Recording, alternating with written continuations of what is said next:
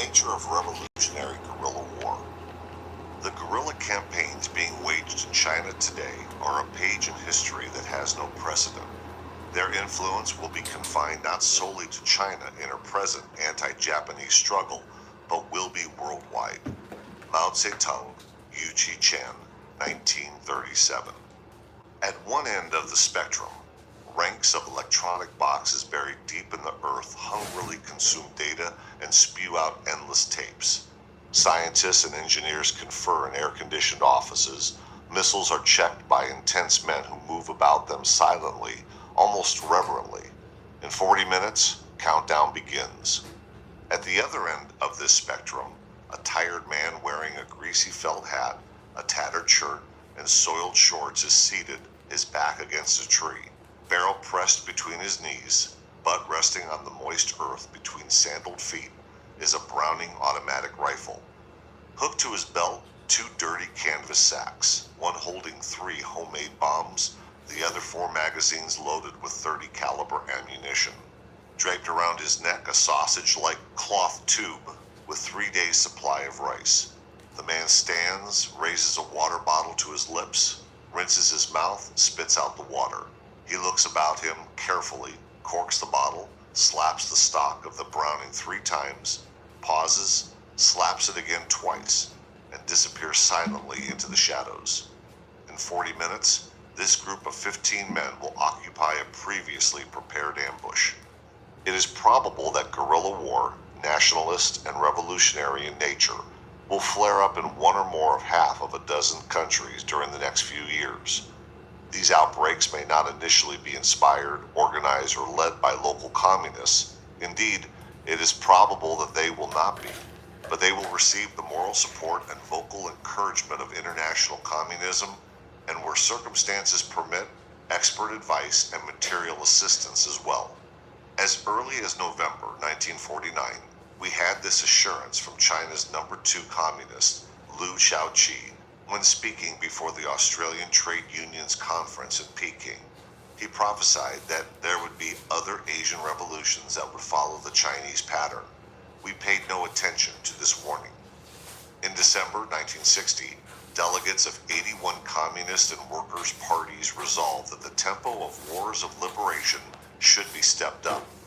A month later, January 6, 1961, the Soviet premier, an unimpeachable authority on national liberation wars, propounded an interesting series of questions to which he provided equally interesting answers. Is there a likelihood of such wars recurring? Yes, there is. Are uprisings of this kind likely to recur? Yes, they are. The wars of this kind are popular uprisings. Is there the likelihood of conditions in other countries reaching the point where the cup of this popular patience overflows and they take to arms? Yes, there is such a likelihood. What is the attitude of the Marxists to such uprisings? A most favorable attitude. These uprisings are directed against the corrupt reactionary regimes, against the colonialists.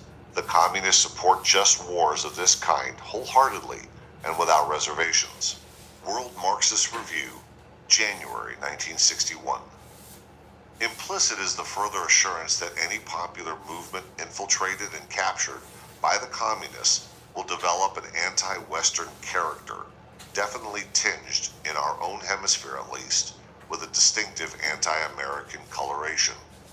This should not surprise us if we remember that several hundred millions less fortunate than we have arrived, perhaps reluctantly, at the conclusion that the Western people are dedicated to the perpetuation of the political, social, and economic status quo. In the not-too-distant past, many of these millions looked hopefully to America, Britain, or France for help in the realization of their justifiable aspirations. But today, many of them feel that these aims can be achieved only by a desperate revolutionary struggle that we will probably oppose. This is not a hypothesis, it is fact. A potential revolutionary situation exists in any country where the government consistently fails in its obligation to ensure at least a minimally decent standard of life for the great majority of its citizens. If there also exists even the nucleus of a revolutionary party able to supply doctrine and organization, only one ingredient is needed: the instrument for violent revolutionary action. In many countries, there are but two classes, the rich and the miserably poor. In these countries, the relatively small middle class, merchants, bankers, doctors, lawyers, engineers, lacks forceful leadership, is fragmented by unceasing factional quarrels, and is politically ineffective. Its program, which usually posits a socialized society and some form of liberal parliamentary democracy, is anathema to the exclusive and tightly knit possessing minority. It is also rejected by the frustrated intellectual youth who move irrevocably toward violent revolution. To the illiterate and destitute, it represents a package of promises that experience tells them will never be fulfilled. People who live at subsistence level want first things to be put first. They are not particularly interested in freedom of religion, freedom of the press, free enterprise as we understand it, or the secret ballot. Their needs are more basic: land, tools, fertilizers, something better than rags for their children, houses to replace their shacks, freedom from police oppression, medical attention, primary schools. Those who have known only poverty have begun to wonder why they should continue to wait passively for improvements. They see, and not always through red-tinted glasses, examples of peoples who have changed the structure of their societies, and they ask, what have we to lose? When a great many people begin to ask themselves this question, a revolutionary guerrilla situation is incipient. A revolutionary war is never confined within the bounds of military action, because its purpose is to destroy an existing society and its institutions and to replace them with a completely new state structure. Any revolutionary war is a unity of which the constituent parts, in varying importance, are military, political, economic, social, and psychological. For this reason, it is endowed with a dynamic quality and a dimension and depth that orthodox wars, whatever their scale, lack. This is particularly true of revolutionary guerrilla war, which is not susceptible to the type of superficial military treatment frequently advocated by antediluvian doctrinaires. It is often said that guerrilla warfare is primitive. This generalization is dangerously misleading and true only in the technological sense. If one considers the picture as a whole, a paradox is immediately apparent, and the primitive form is understood to be in fact more sophisticated than nuclear war or atomic war, or war as it was waged by conventional armies, navies, and air forces. Guerrilla war is not dependent for success on the efficient operation of complex mechanical devices, highly organized logistical systems, or the accuracy of electronic computers. It can be conducted in any terrain, in any climate, in any weather, in swamps, in mountains, in farmed fields. Its basic element is man, and man is more complex than any of his machines. He is endowed with intelligence, emotions, and will. Guerrilla warfare is therefore suffused with and reflects man's admirable qualities as well as his less pleasant ones. While it is not always humane, it is human, which is more than can be said for the strategy of extinction. In the United States, we go to considerable trouble to keep soldiers out of politics, and even more to keep politics out of soldiers. Guerrillas do exactly the opposite. They go to great lengths to make sure that their men are politically educated and thoroughly aware of the issues at stake. A trained and disciplined guerrilla is much more than a patriotic peasant, workman, or student armed with an antiquated fowling piece and a homemade bomb. His indoctrination begins even before he is taught to shoot accurately, and it is unceasing. The end product is an intense, loyal, and politically alert fighting man. Guerrilla leaders spend a great deal more time in organization, instruction, agitation, and propaganda work than they do fighting, for their most important job is to win over the people. We must patiently explain, says Mao Zedong. Explain, persuade, discuss, convince. These words recur with monotonous regularity in many of the early Chinese essays on guerrilla war. Mao has aptly compared guerrillas to fish and the people to the water in which they swim. If the political temperature is right, the fish, however few in number, will thrive and proliferate. It is therefore the principal concern of all guerrilla leaders to get the water to the right temperature and to keep it there. More than 10 years ago, I concluded an analysis of guerrilla warfare with the suggestion that the problem urgently demanded further serious study of all historical experience. Although a wealth of material existed then, and much more has since been developed, no such study has yet been undertaken in this country as far as I am aware. In Indonesia and Cuba, Ho Chi Minh and Ernesto Che Guevara were more assiduous. One rather interesting result of their successful activities has been the common identification of guerrilla warfare with communism. But guerrilla warfare was not invented by the communists. For centuries, there have been guerrilla fighters. One of the most accomplished of them all was our own revolutionary hero, Francis Marion, the Swamp Fox. Those present at his birth would probably not have foretold a martial future for him. The baby was not larger than a New England lobster and might easily enough have been put into a quart pot. Marion grew up in South Carolina and had little formal schooling. He worked as a farmer. In 1759, at the age of 27, he joined a regiment raised to fight the Cherokees, who were then ravaging the borders of the Carolinas. He served for 2 years, and in the course of these hostilities stored away in his mind much that was later to be put to good use against the British. When the Revolution broke out, Marion immediately accepted a commission in the 2nd South Carolina Regiment. By 1780, he had seen enough of the war to realize that the Continentals were overlooking a very profitable field, that of partisan warfare. Accordingly, he sought and obtained permission to organize a company that at first consisted of 20 ill-equipped men and boys. Castro's base was 12 men. The appearance of this group, with a heterogeneous assortment of arms and ragged and poorly fitted clothes, provoked considerable jesting among the regulars of General Gates. But Marion's men were not long in proving that the appearance of a combat soldier is not necessarily a reliable criterion of his fighting abilities. Marion's guerrilla activities in South Carolina soon told heavily on the British, especially Cornwallis, whose plans were continually disrupted by them.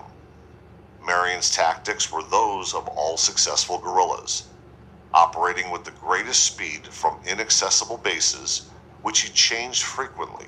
He struck his blows in rapid succession at isolated garrisons, convoys, and trains. His information was always timely and accurate, for the people supported him.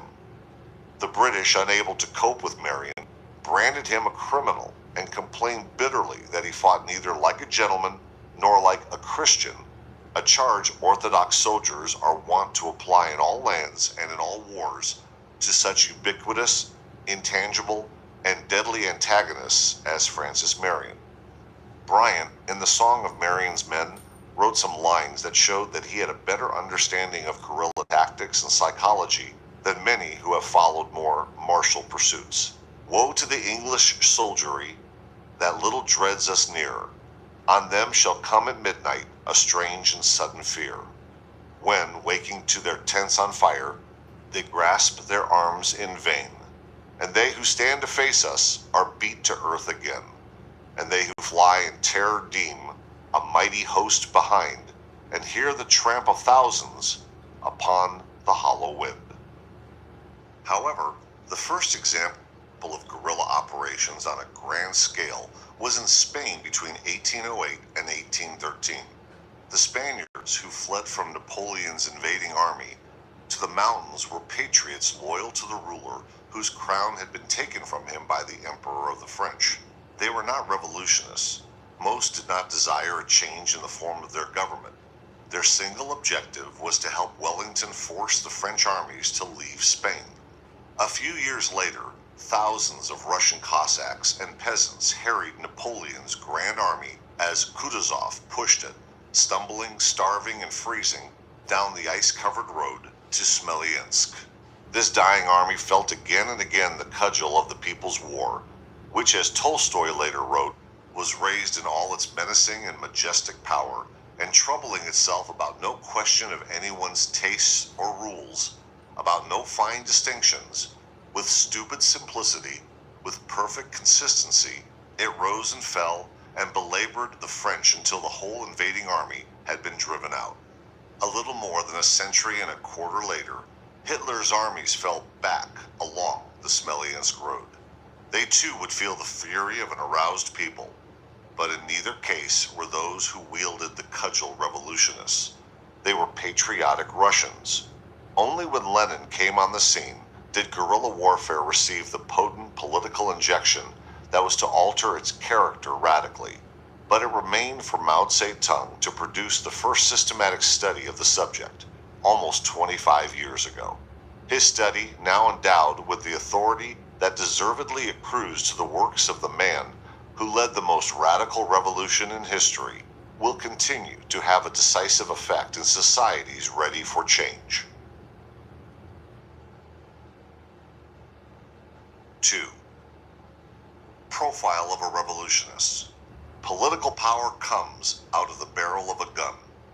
Mao Zedong, 1938.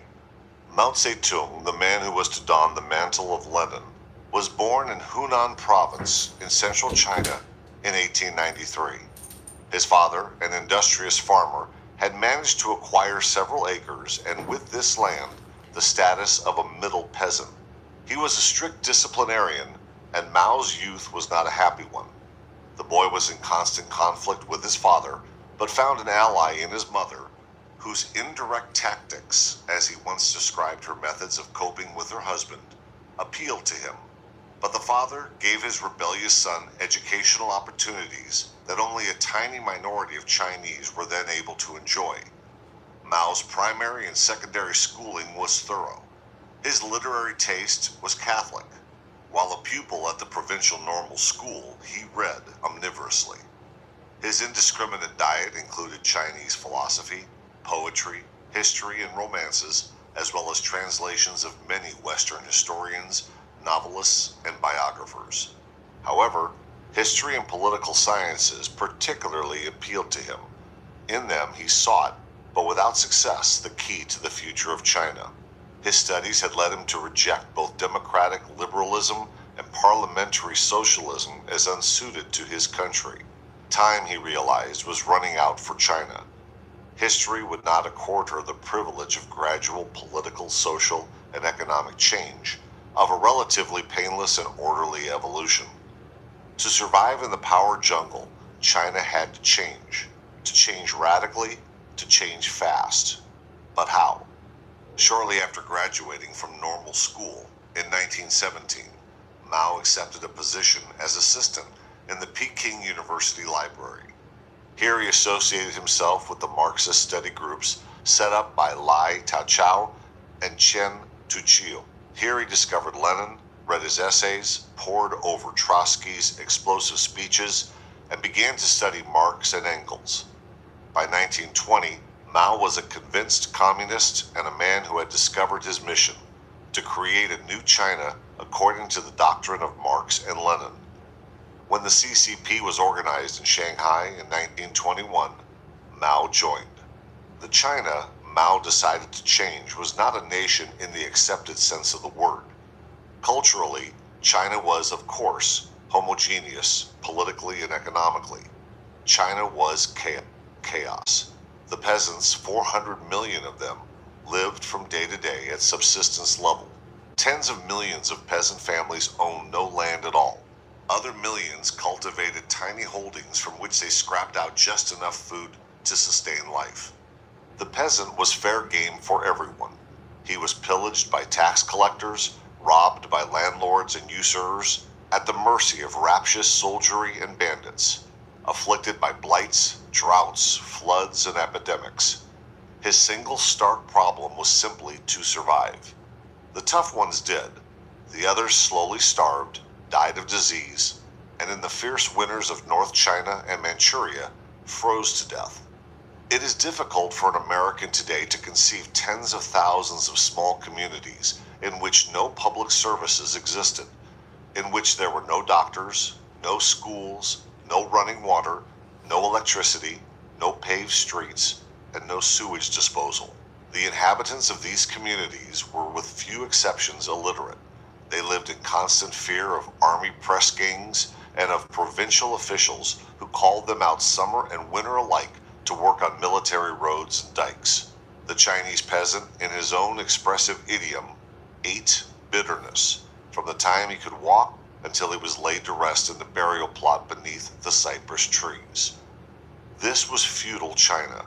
Dormant within this society were the ingredients that were soon to blow it to pieces. An external factor had for almost a century contributed to the chaos of China: the unrelenting pressure and greed of foreign powers.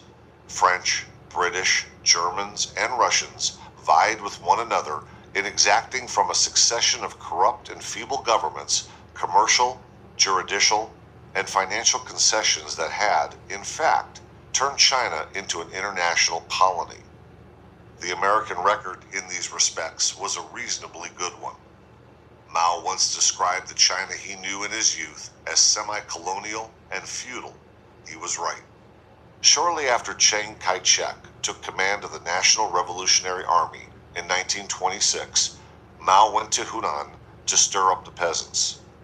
The campaign he waged for land reform in his native province can be described as almost a one-man show. The fundamental requisite China was then, as it had long been, to solve the land question.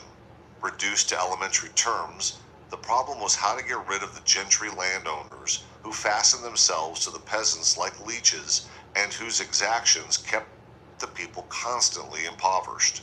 In the circumstances, there was only one way to accomplish this necessary reform: expropriation and redistribution of the land.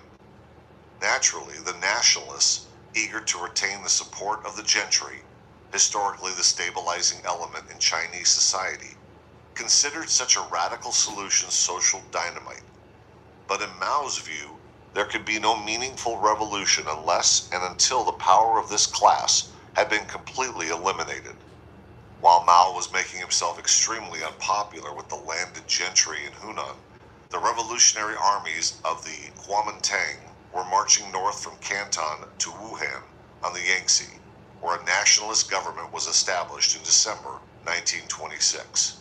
These armies incorporated a number of communist elements, but by the time the vanguard divisions of Chiang's army reached the outskirts of Shanghai in March 1927, the honeymoon was almost over. In April, Chiang's secret police captured and executed the radical labor leaders in Shanghai and began to purge the army of its communist elements. In the meantime, the left-wing government in Wuhan had broken up. The communists walked out, the Soviet advisors packed their bags and started for home. During this period, the communists were having their own troubles, and these were serious. The movement was literally on the verge of extinction. Those who managed to escape Chiang's secret police had fled to the south and assembled at Qingkangshan, a rugged area in the Fuking-Kingsay borderlands. One of the first to reach this haven was the agrarian agitator from Hunan. As various groups drifted into the mountain stronghold, Mao and Xu Te, who had arrived in April 1928, began to mold an army. Several local bandit chieftains were induced to join the communists, whose operations gradually became more extensive. Principally, these activities were of a propaganda nature. District Soviets were established, landlords were dispossessed, wealthy merchants were asked to make patriotic contributions. Gradually, the territory under Red control expanded, and from a temporarily secure base area, operations commenced against provincial troops who were supposed to suppress the Reds. In the early summer of 1930, an ominous directive was received at Qingkangshan from the Central Committee of the party, then dominated by Lai Laisan. This directive required the communist armies to take the offensive against cities held by the nationalists. The campaigns that followed were not entirely successful and culminated in a serious communist defeat at Changsha in September. On the 13th of that month, the single most vital decision in the history of the Chinese Communist Party was taken. The ultimate responsibility for it rested equally on the shoulders of Mao and Chu Te. These two agreed that the only hope for the movement was to abandon immediately the line laid down by Moscow in favor of one of Mao's own devising.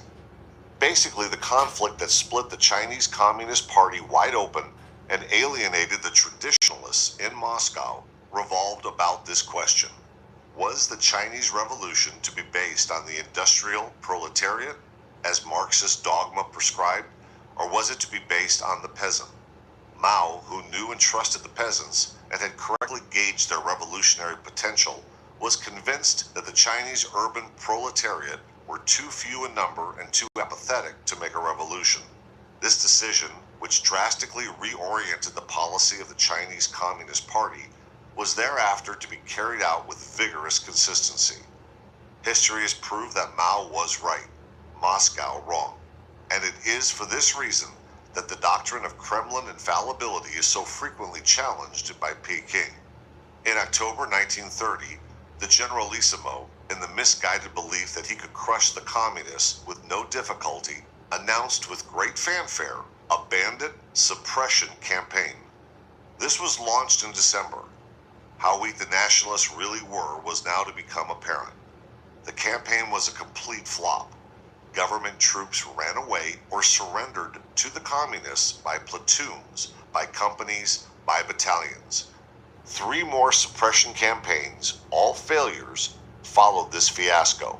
Finally, in 1933, the Generalissimo reluctantly decided to adopt the plans of his German advisors and to commit well-equipped, well-trained, and loyal central divisions to a coordinated and methodical compression of the communist-controlled area.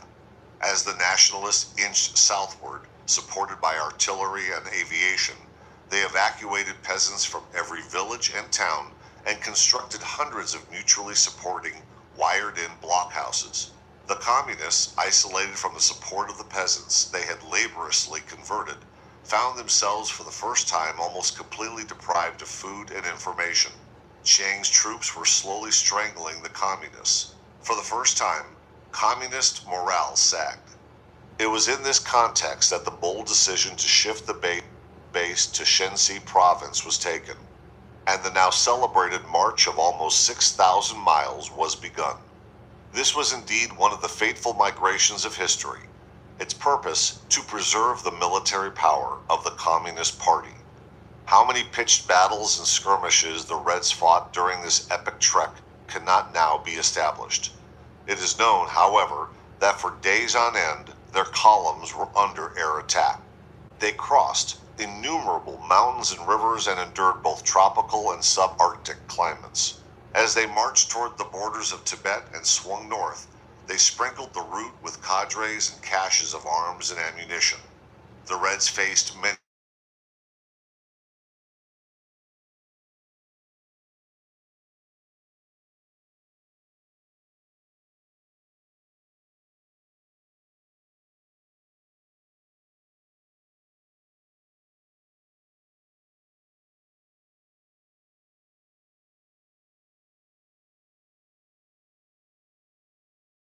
rural districts soon to be absorbed into the expanding liberated area. One of the primary objectives during the first phases is to persuade as many people as possible to commit themselves to the movement so that it gradually acquires the quality of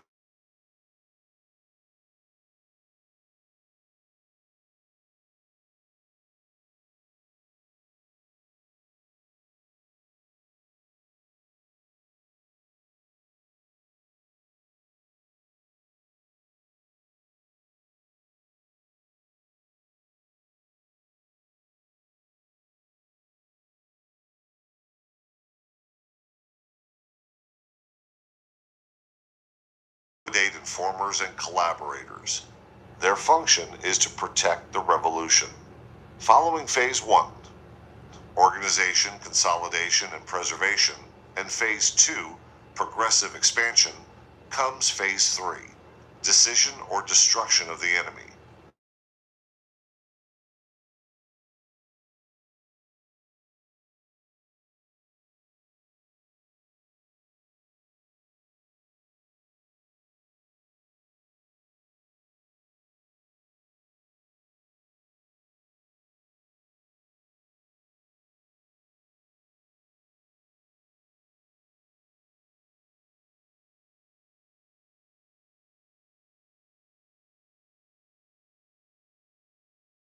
is undertaken for the dual purpose of gaining time to buttress a position, military, political, social, economic, and to wear down, frustrate, and harass the opponent. Few, if any, essential concessions are to be expected from the revolutionary side, whose aim is only to create conditions that will preserve the unity of the strategic line and guarantee the development of a victorious situation. Intelligence is the decisive factor in planning guerrilla operations. Where is the enemy? In what strength? What does he propose to do? What is the state of his equipment, his supply, his morale? Are his leaders intelligent, bold, and imaginative, or stupid and impetuous? Are his troops tough, efficient, and well-disciplined, or poorly trained and soft? Guerrillas expect the members of their intelligence service to provide the answers to these and dozens more detailed questions. Guerrilla intelligence nets are tightly organized and pervasive. In a guerrilla area, every person without exception must be considered an agent. Old men and women, boys driving ox carts, girls tending goats, farm laborers, storekeepers, school teachers, priests, boatmen, scavengers. The local cadres put the heat on everyone, without regard to age or sex, to produce all conceivable information. And produce it they do. As a corollary, guerrillas deny all information of themselves to their enemy, who is enveloped in an impenetrable fog. Total inability to get information was a constant complaint of the nationalists during the first four suppression campaigns, as it was later of the Japanese in China and of the French in both Indochina and Algeria. This is a characteristic feature of all guerrilla wars. The enemy stands as on a lighted stage. From the darkness around him, thousands of unseen eyes intently study his every move, his every gesture. When he strikes out, he hits the air. His antagonists are insubstantial, as intangible as fleeting shadows in the moonlight. Because of superior information, guerrillas always engage under conditions of their own choosing. Because of superior knowledge of terrain, they are able to use it to their advantage and the enemy's discomfiture. Guerrillas fight only when the chances of victory are weighed heavily in their favor. If the tide of battle unexpectedly flows against them, they withdraw. They rely on imaginative leadership, distraction, surprise, and mobility to create a victorious situation before battle is joined. The enemy is deceived and again deceived. Attacks are sudden, sharp, vicious, and of short duration. Many are harassing in nature, others designed to dislocate the enemy's plans and to agitate and confuse his commanders. The mind of the enemy and the will of his leaders is a target of far more importance than the bodies of his troops. Mao once remarked, not entirely facetiously, that guerrillas must be expert at running away since they do it so often. They avoid static dispositions. Their effort is always to keep the situation as fluid as possible, to strike where and when the enemy least expects them. Only in this way can they retain the initiative and so be assured of freedom of action, usually designed to lure the enemy into a baited trap, to confuse his leadership, or to distract his attention from an area in which a more decisive blow is imminent. Running away is thus, paradoxically, offensive. Guerrilla operations conducted over a wide region are necessarily decentralized. Each regional commander must be familiar with local conditions and take advantage of local opportunities. The same applies to commands in subordinate districts.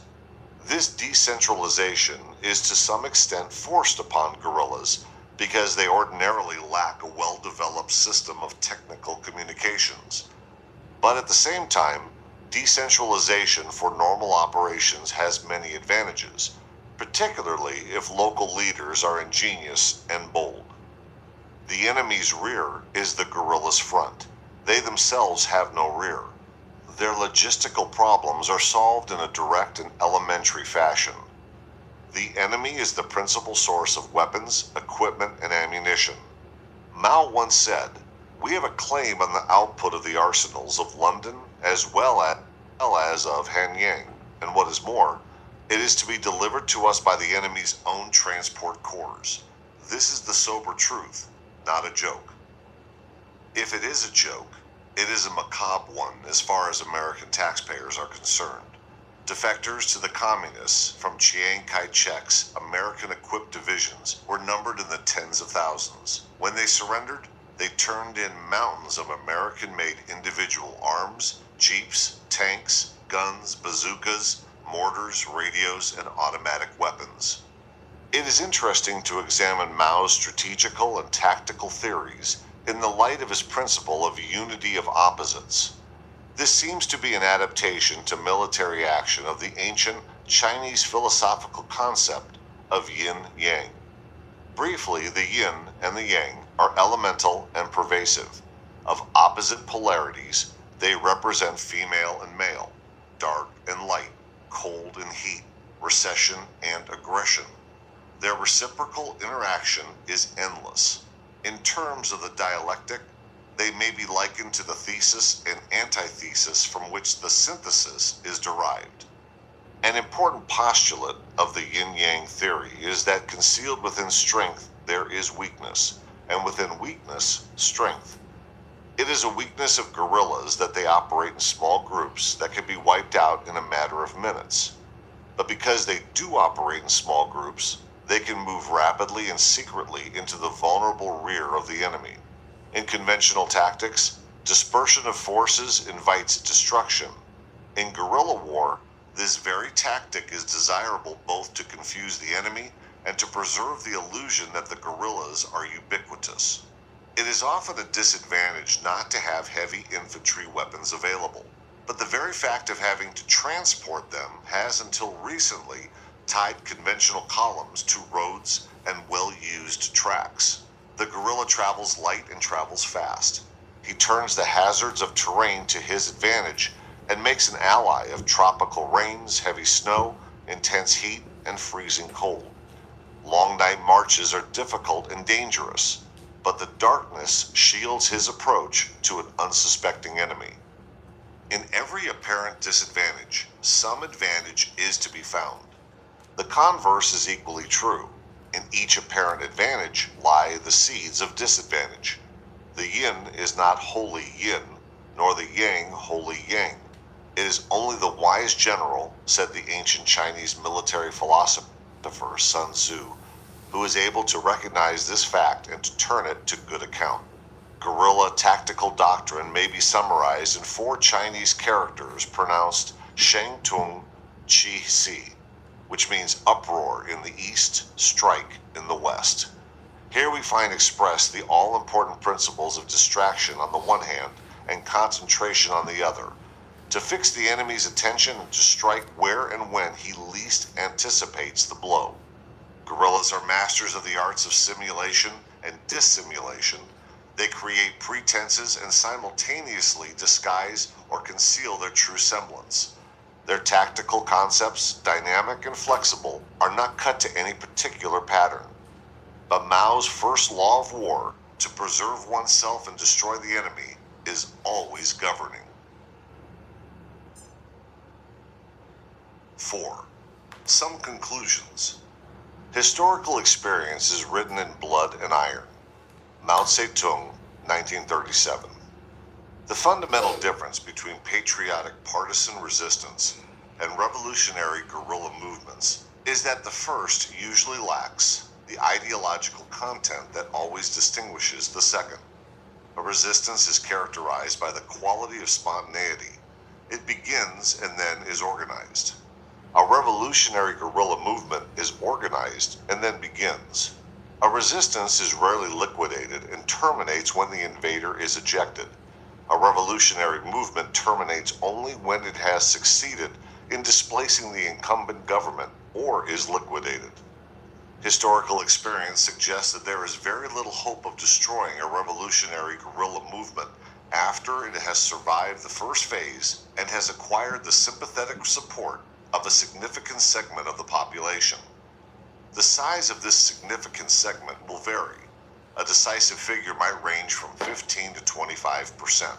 In addition to an appealing program and popular support, such factors as terrain, communications, the quality of the opposing leadership, the presence or absence of material help, technical aid, advisors, or volunteers from outside sources, the availability of a sanctuary, the relative military efficiency, and the political flexibility of the incumbent government are naturally relevant to the ability of a movement to survive and expand. In specific aspects, revolutionary guerrilla situations will of course differ, but if the Castro movement, for example, had been objectively analyzed in the light of the factors suggested during the latter period of its first phase, a rough expectation of survival and growth might have looked something like Figure 1. Had an impartial analyst applied such criteria to Vietnam 6 to 8 months before the final debacle, he might have produced a chart somewhat like Figure 2. Here determinants A, B, H, and I definitely favored the guerrillas, who also, unlike Castro, had an available sanctuary. Two others, C and F, might have been considered in balance. Although the Vietnamese had demonstrated superior tactical ability in guerrilla situations, an experienced observer might have been justified in considering military efficiency equal. The French were learning. While other determinants may no doubt be adduced, those used are, I believe, valid so far as they go, and the box scores indicative. These show that Castro's chances of success might have been estimated as approximately 3 to 2, Ho Chi Minh's as approximately 4 to 3. These analyses may be criticized as having been formulated after the event. It is, however, my belief that the outcome in Cuba and Indochina could have been predicted sometime before the respective movements had emerged from the stage of organization and consolidation. Phase 1. At the present time, much attention is being devoted to the development of gadgetry. A good example of this restricted approach to the problem was reported in Newsweek. Pentagon. A new and fiendishly ingenious anti-guerrilla weapon is being tested by the Navy. It's a delayed action liquid explosive squirting from a flamethrower-like gun that seeps into foxholes and bunkers. Seconds later, fed by oxygen from the air, it blows up with terrific force. Apparently, we are to assume that guerrillas will conveniently ensconce themselves in readily identifiable foxholes and bunkers, awaiting the arrival of a half a dozen admirals armed with flamethrower-like guns to march up, squirt, and retire to the nearest officers' club. To anyone even remotely acquainted with the philosophy and doctrine of revolutionary guerrilla war, this sort of thing is not hilariously funny. There are no mechanical panaceas. I do not mean to suggest that proper weapons and equipment will not play an important part in anti-guerrilla operations, for of course they will. Constant efforts should be made to improve communication, food, medical, and surgical packs. Weapons and ammunition must be drastically reduced in weight. There seems to be no technical reason why a sturdy, light, accurate automatic rifle weighing a maximum of 4 to 5 pounds cannot be developed, and the search for new and effective weapons must continue. But we must realize that flamethrower-like guns and bullets are only a very small part of the answer to a challenging and complex problem. The position of active third parties in a revolutionary guerrilla war and the timing, nature, and scope of the assistance given to one side or the other has become of great importance. Basically, this is a political matter. Responsibility for a decision to intervene would naturally devolve upon the head of state. Any assistance given should, however, stop short of participation in combat. The role of a third party should be restricted to advice, materials, and technical training. The timing of aid is often critical. If extended to the incumbent government, aid must be given while it is still possible to isolate and eradicate the movement. If to the revolutionary side, aid must be made available during the same critical period, that is, when the movement is vulnerable and its existence quite literally a matter of life and death. From a purely military point of view, anti-guerrilla operations may be summed up in 3 words: location, isolation, and eradication. In the brief definitions of each term, it will be well to bear in mind that these activities are not rigidly compartmented. Location of base area or areas requires careful terrain studies, photographic and physical reconnaissance, and possibly infiltration of the movement. Isolation involves separation of guerrillas from their sources of information and food. It may require movement and resettlement of entire communities. Eradication presupposes reliable information and demands extreme operational flexibility and a high degree of mobility. Parachutists and helicopter-borne commando-type troops are essential. The tactics of guerrillas must be used against the guerrillas themselves. They must be constantly harried and constantly attacked. Every effort must be made to induce defections and take prisoners. The best source of information of the enemy is men who know the enemy situation. Imaginative, intelligent, and bold leadership is absolutely essential. Commanders and leaders at every echelon must be selected with these specific qualities in mind. Officers and NCOs, who are more than competent under normal conditions, will frequently be hopelessly ineffective when confronted with the dynamic and totally different situations characteristic of guerrilla warfare.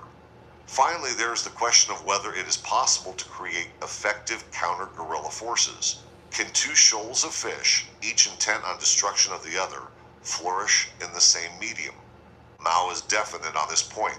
He is convinced they cannot. That counter-revolutionary guerrilla war is impossible. If the guerrilla experiences of the White Russians, which he cites, or of Mikhailovich are valid criteria, he is correct. But, on the other hand, the history of the movement in Greece during the German occupation indicates that under certain circumstances, his thesis will not stand too close an examination. This suggests the need for a careful analysis of relevant political factors in each individual situation. Mao Zedong contends that the phenomena we have considered are subject to their own peculiar laws and are predictable. If he is correct, and I believe he is, it is possible to prevent such phenomena from appearing, or if they do, to control and eradicate them. And if historical experience teaches us anything about revolutionary guerrilla war, it is that military measures alone will not suffice. Chapter 1. What is guerrilla warfare? In a war of revolutionary character, guerrilla operations are a necessary part. This is particularly true in a war waged for the emancipation of a people who inhabit a vast nation. China is such a nation whose techniques are undeveloped and whose communications are poor. She finds herself confronted with a strong and victorious Japanese imperialism. Under these circumstances, the development of the type of guerrilla warfare characterized by the quality of mass is both necessary and natural.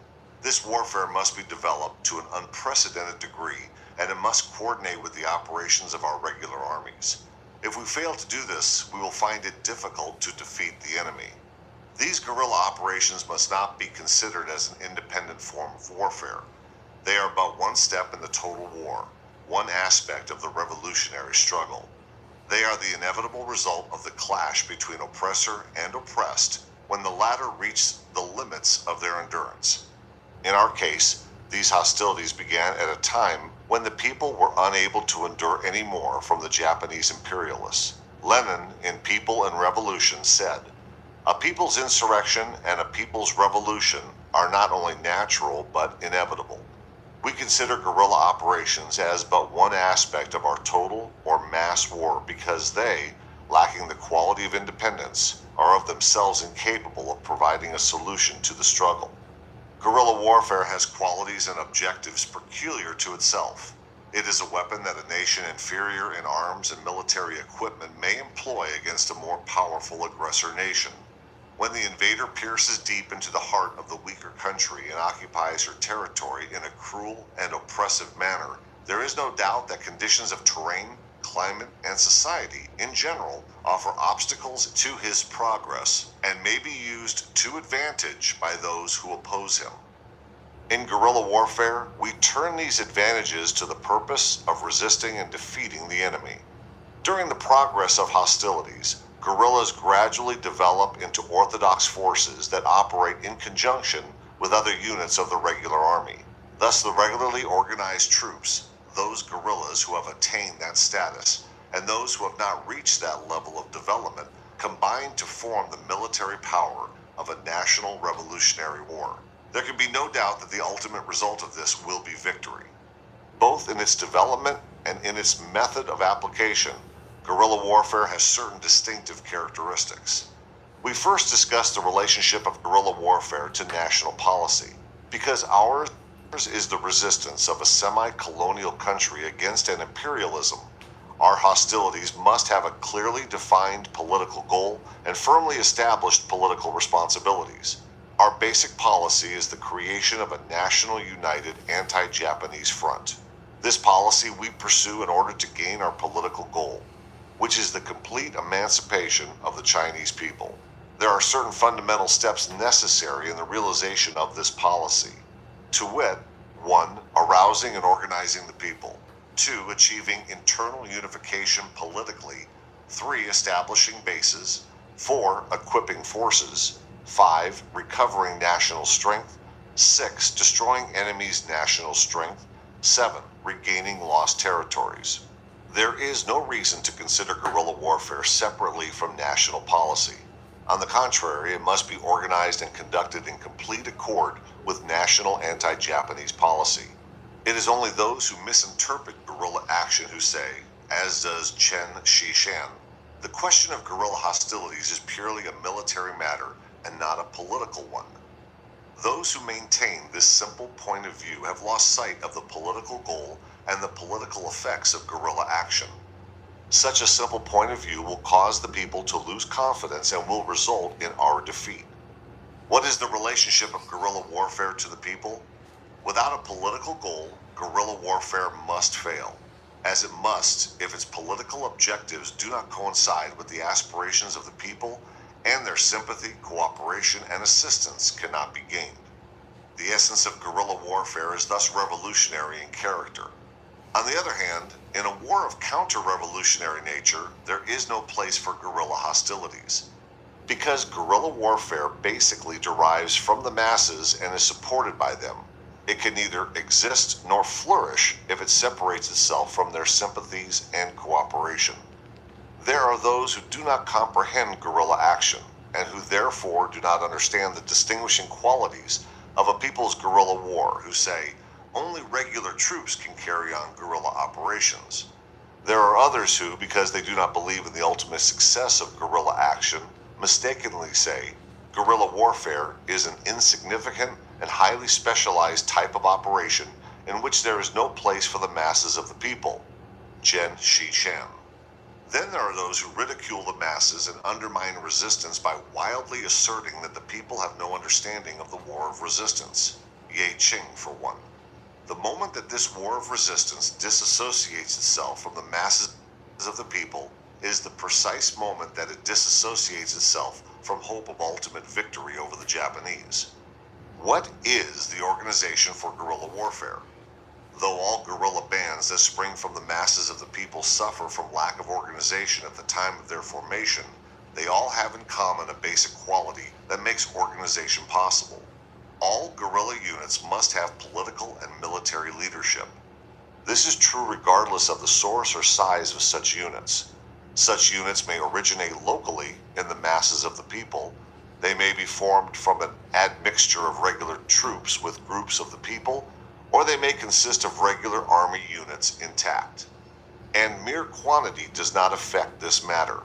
Such units may consist of a squad of a few men, a battalion of several hundred men, or a regiment of several thousand men. All these must have leaders who are unyielding in their policies, resolute, loyal, sincere, and robust.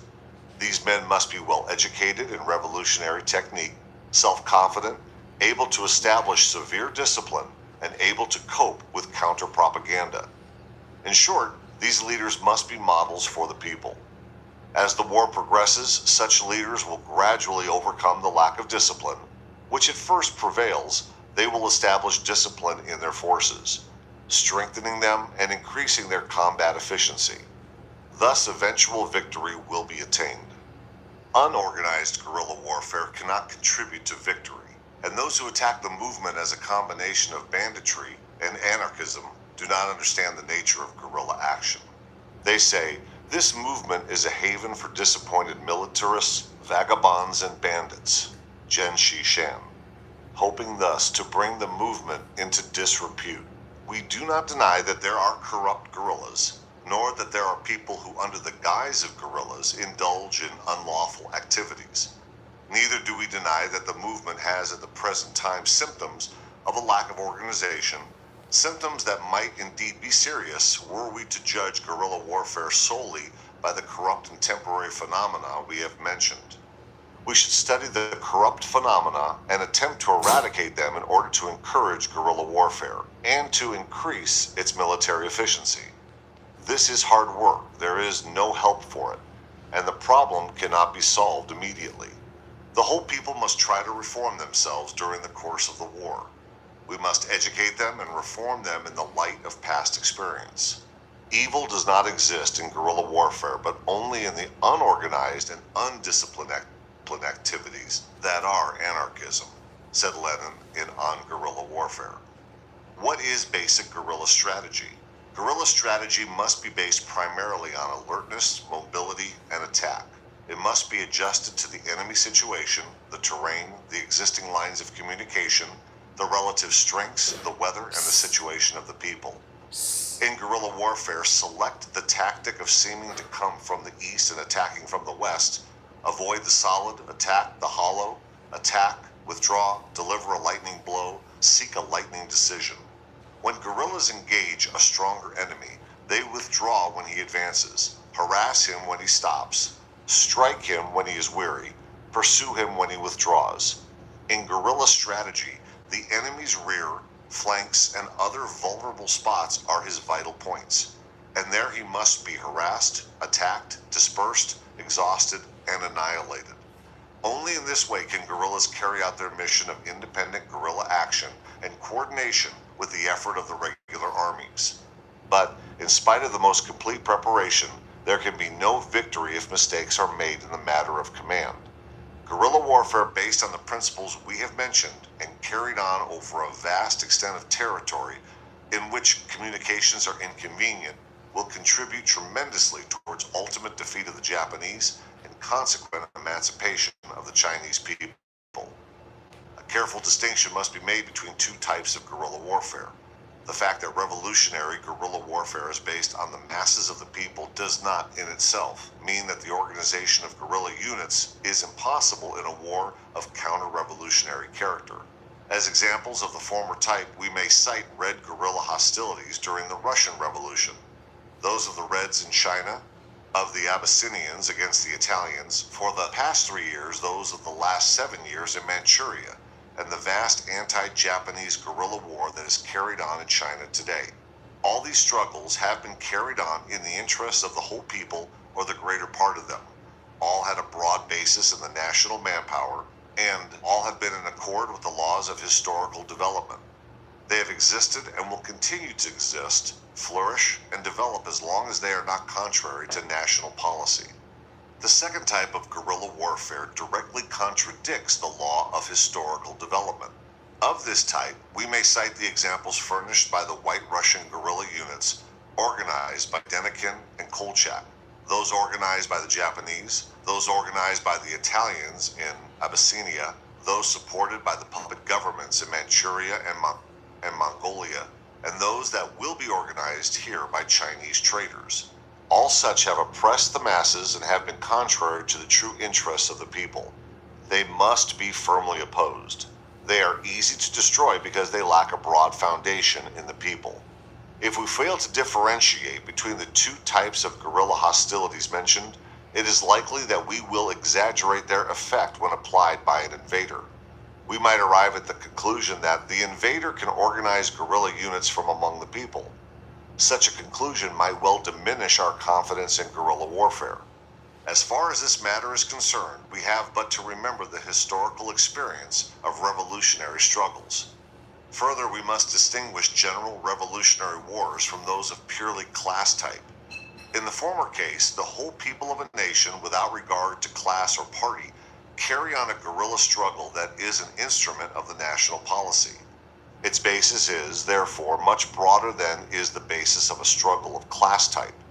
Of a general guerrilla war, it has been said, when a nation is invaded, the people become sympathetic to one another and all aid in organizing guerrilla units.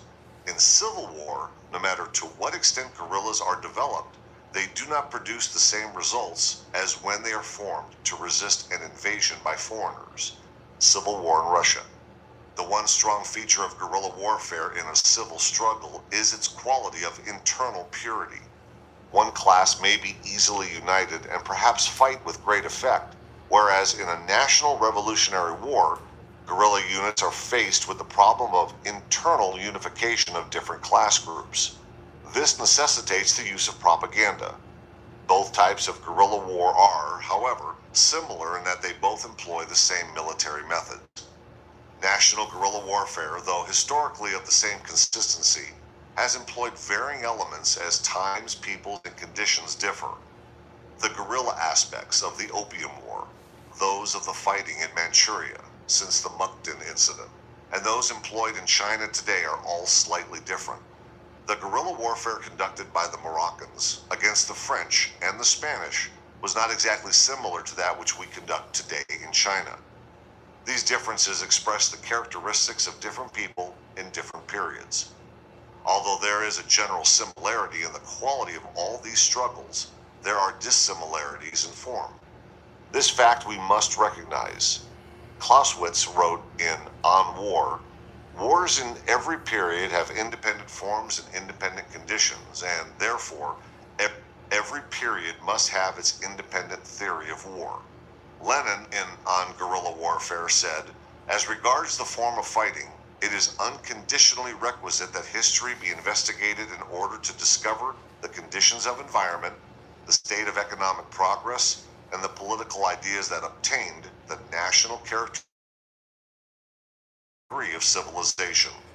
Again, it is necessary to be completely unsympathetic to abstract formulas and rules and to study with sympathy the conditions of the actual fighting, for these will change in accordance with the political and economic situations and the realization of the people's aspirations. These progressive changes in conditions create new methods.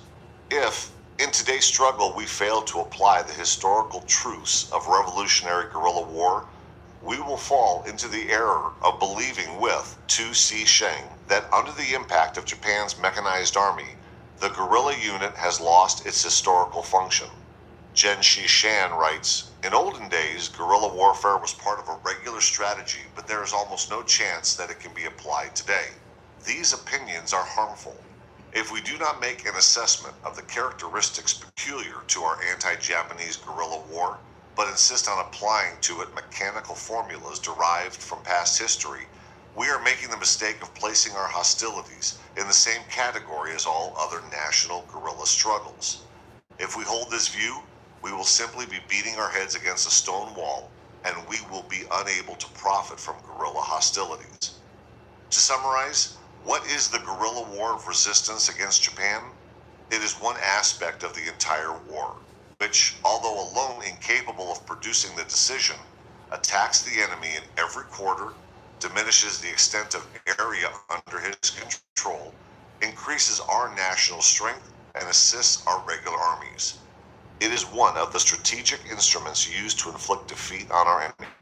It is the one pure expression of anti-Japanese policy. That is to say, it is military strength organized by the active people and inseparable from them. It is a powerful special weapon with which we resist the Japanese and without which we cannot defeat them. Chapter 2.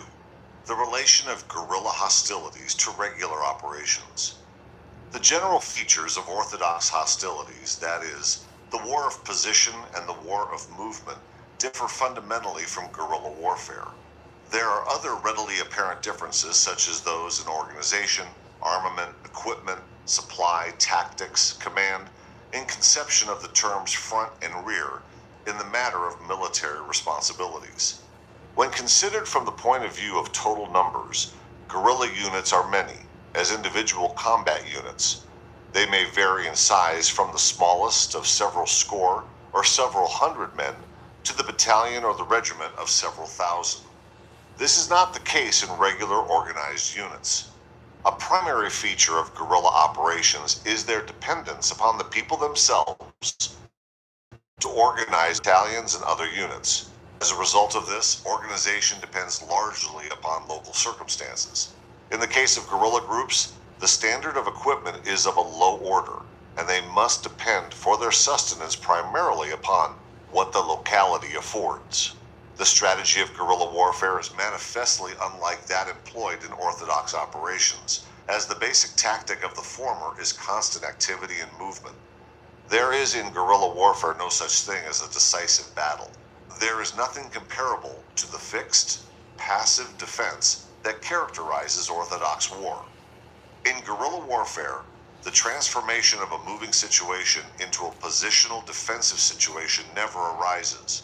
The general features of reconnaissance, partial deployment, general deployment, and development of the attack that are usual in mobile warfare are not common in guerrilla war. There are differences also in the matter of leadership and command. In guerrilla warfare, small units acting independently play the principal role, and there must be no excessive interference with their activities. In orthodox warfare, particularly in a moving situation, a certain degree of initiative is accorded subordinates, but in principle, command is centralized. This is done because all units and all supporting arms in all districts must coordinate to the highest degree. In the case of guerrilla warfare, this is not only undesirable but impossible. Only adjacent guerrilla units can coordinate their activities to any degree.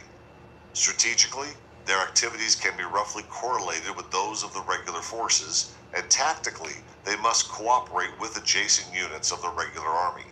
But there are no strictures on the extent of guerrilla activity, nor is it primarily characterized by the quality of cooperation of many units. When we discuss the terms front and rear, it must be remembered that while guerrillas do have bases, their primary field of activity is in the enemy's rear areas. They themselves have no rear, because an Orthodox army has rear installments, except in some special cases as during the 10,000-mile march of the Red Army, or as in the case of certain units operating in Shanxi province. It cannot operate as guerrillas can. As to the matter of military responsibilities, those of the guerrillas are to exterminate small forces of the enemy, to harass and weaken large forces, to attack enemy lines of communication, to establish bases capable of supporting independent operations in the enemy's rear, to force the enemy to disperse his strength, and to coordinate all these activities with those of the regular armies on distant battle fronts. From the foregoing summary of differences that exist between guerrilla warfare and orthodox warfare, it can be seen that it is improper to compare the two. Further distinction must be made in order to clarify this matter. While the 8th Route Army is a regular army, its North China campaign is essentially guerrilla in nature, for it operates in the enemy's rear. On occasion, however, 8th Route Army commanders have concentrated powerful forces to strike an enemy in motion, and the characteristics of orthodox mobile warfare were evident in the Battle of Ping Sing Quan and in other engagements. On the other hand, after the fall of Fangling II, the operations of Central Shanxi and Suiwan, troops were more guerrilla than orthodox in nature. In this connection, the precise character of Generalissimo Chiang's instructions to the effect that independent brigades would carry out guerrilla operations should be recalled. In spite of such temporary activities, these orthodox units retain their identity, and after the fall of Fangling II, they not only were able to fight along orthodox lines, but often found it necessary to do so. This is an example of the fact that orthodox armies may, due to changes in the situation, temporarily function as guerrillas. Likewise, guerrilla units formed from the people may gradually develop into regular units and, when operating as such, employ the tactics of orthodox mobile war. While these units function as guerrillas, they may be compared to innumerable gnats, which, by biting a giant both in front and in rear, ultimately exhaust him. They make themselves as unendurable as a group of cruel and hateful devils, as they grow and attain gigantic proportions. They will find that their victim is not only exhausted, but practically perishing. It is for this very reason that our guerrilla activities are a source of constant mental worry to Imperial Japan. While it is improper to confuse orthodox with guerrilla operations, it is equally improper to consider that there is a chasm between the two.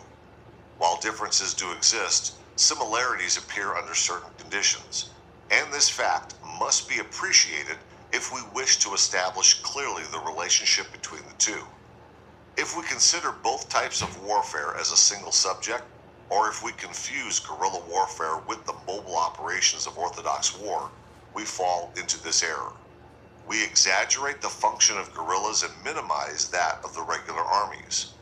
If we agree with Chang So-hua, who says, guerrilla warfare is the primary war strategy of a people seeking to emancipate itself, or with Cao Kang, who believes that guerrilla strategy is the only strategy possible for an oppressed people, we are exaggerating the importance of guerrilla hostilities.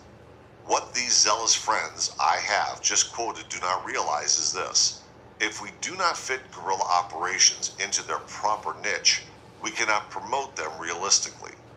Then, not only would those who oppose us take advantage of our varying opinions to turn them to their own uses to undermine us, but guerrillas would be led to assume responsibilities they could not successfully discharge and that should properly be carried out by orthodox forces. In the meantime, the important guerrilla function of coordinating activities with the regular forces would be neglected. Furthermore, if the theory that guerrilla warfare is our only strategy were actually applied, the regular forces would be weakened, we would be divided in purpose, and guerrilla hostilities would decline. If we say, let us transform the regular forces into guerrillas, and do not place our first reliance on a victory to be gained by the regular armies over the enemy, we may certainly expect to see as a result the failure of the anti-Japanese war of resistance. The concept that guerrilla warfare is an end in itself and that guerrilla activities can be divorced from those of the regular forces is incorrect. If we assume that guerrilla warfare does not progress from beginning to end beyond its elementary forms, we have failed to recognize the fact that guerrilla hostilities can, under specific conditions, develop and assume orthodox characteristics. An opinion that admits the existence of guerrilla war but isolates it is one that does not properly estimate the potentialities of such war.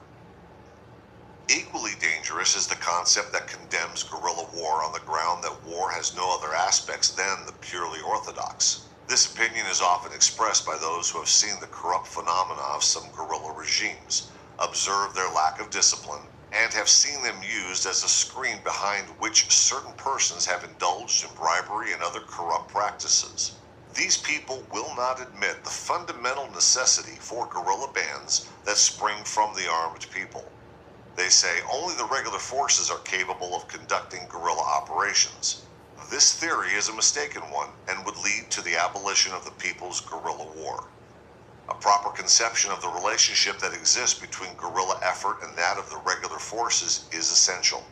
We believe it can be stated this way: guerrilla operations during the anti-Japanese war may for a certain time and temporarily become its paramount feature, particularly insofar as the enemy's rear is concerned. However, if we view the war as a whole, there can be no doubt that our regular forces are of primary importance, because it is they who are alone capable of producing the decision.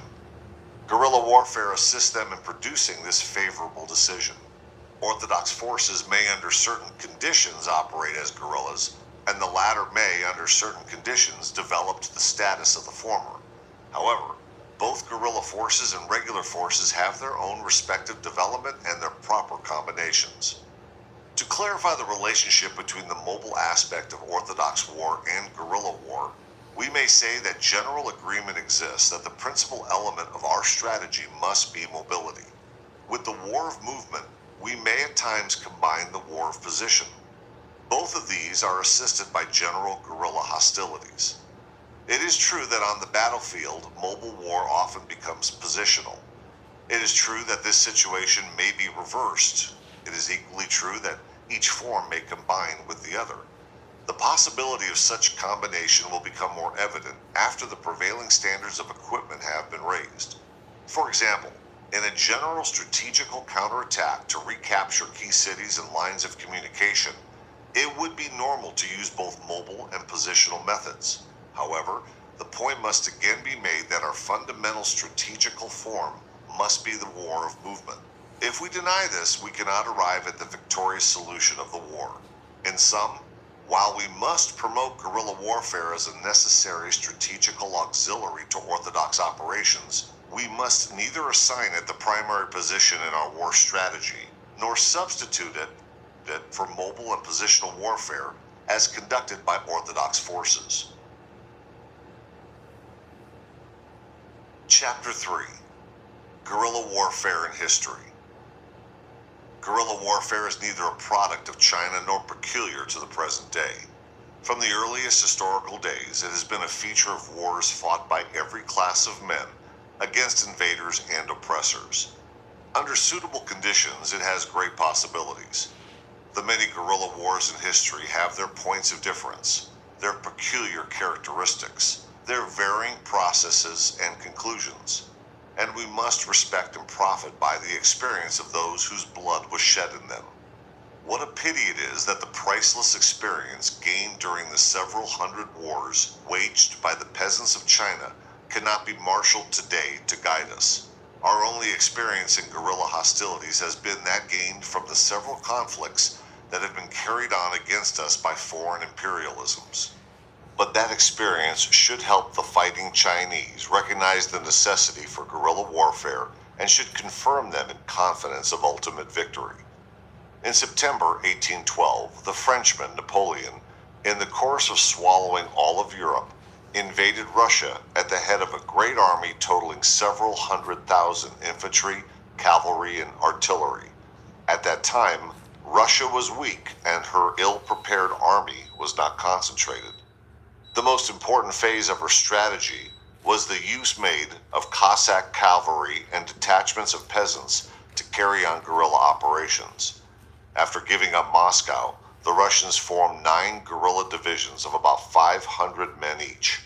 These, and vast groups of organized peasants, carried on partisan warfare and continually harassed the French army. When the French army was withdrawing, cold and starving, Russian guerrillas blocked the way and, in combination with regular troops, carried out counterattacks on the French rear, pursuing and defeating them. The army of the heroic Napoleon was almost entirely annihilated, and the guerrillas captured many officers, men, cannon, and rifles. Though the victory was the result of various factors and depended largely on the activities of the regular army, the function of the partisan groups was extremely important. The corrupt and poorly organized country that was Russia defeated and destroyed an army led by the most famous soldier of Europe and won the war in spite of the fact that her ability to organize guerrilla regimes was not fully developed. At times, guerrilla groups were hindered in their operations and the supply of equipment and arms was insufficient. If we use the Russian saying, it was a case of a battle between the fist and the axe. Ivanov. From 1918 to 1920, the Russian Soviets, because of the opposition and intervention of foreign imperialisms and the internal disturbances of white Russian groups, were forced to organize themselves and occupy territories and fight a real war. In Siberia and Alashan, in the rear of the army of the traitor Denikin, and in the rear of the Poles, there were many Red Russian guerrillas. These not only disrupted and destroyed the communication in the enemy's rear, but also frequently prevented his advance. On one occasion, the guerrillas completely destroyed a retreating white army that had previously been defeated by regular red forces. Kolchak, Denikin, the Japanese, and the Poles, owing to the necessity of staving off the attacks of guerrillas, were forced to withdraw regular troops from the front. Thus, not only was the enemy's manpower impoverished, but he found himself unable to cope with the ever-moving guerrilla, the nature of guerrilla action. The development of guerrillas at that time had only reached the stage where there were detached groups of several thousands in strength, old, middle-aged, and young. The old men organized themselves into propaganda groups known as silver-haired units.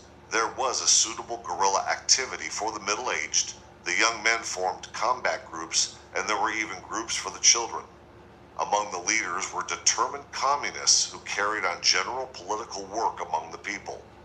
These, although they opposed the doctrine of extreme guerrilla warfare, were quick to oppose those who condemned it. Experience tells us that orthodox armies are the fundamental and principal power. Guerrilla units are secondary to them and assist in the accomplishment of the mission assigned the regular forces. Lessons of the Civil War in Russia. Many of the guerrilla regimes in Russia gradually developed until, in battle, they were able to discharge functions of organized regulars.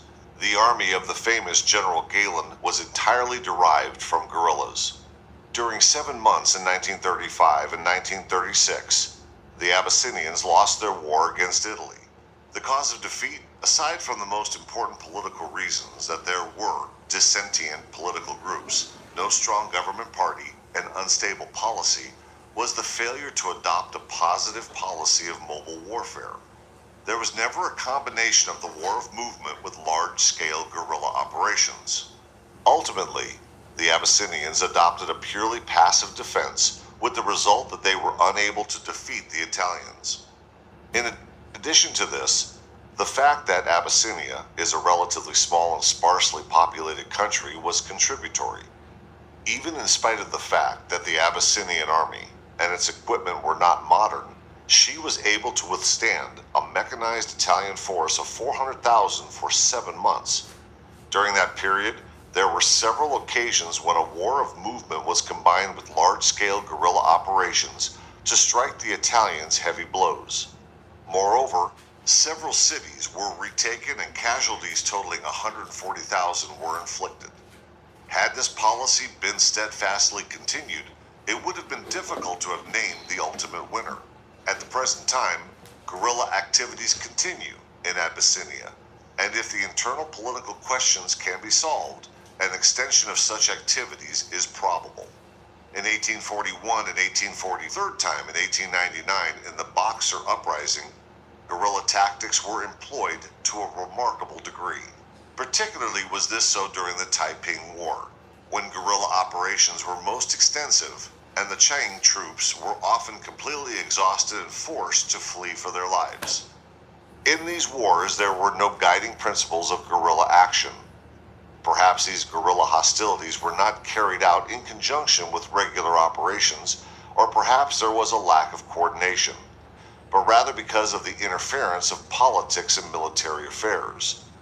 Experience shows that if precedence is not given to the question of conquering the enemy in both political and military affairs, and if regular hostilities are not conducted with tenacity, guerrilla operations alone cannot produce final victory.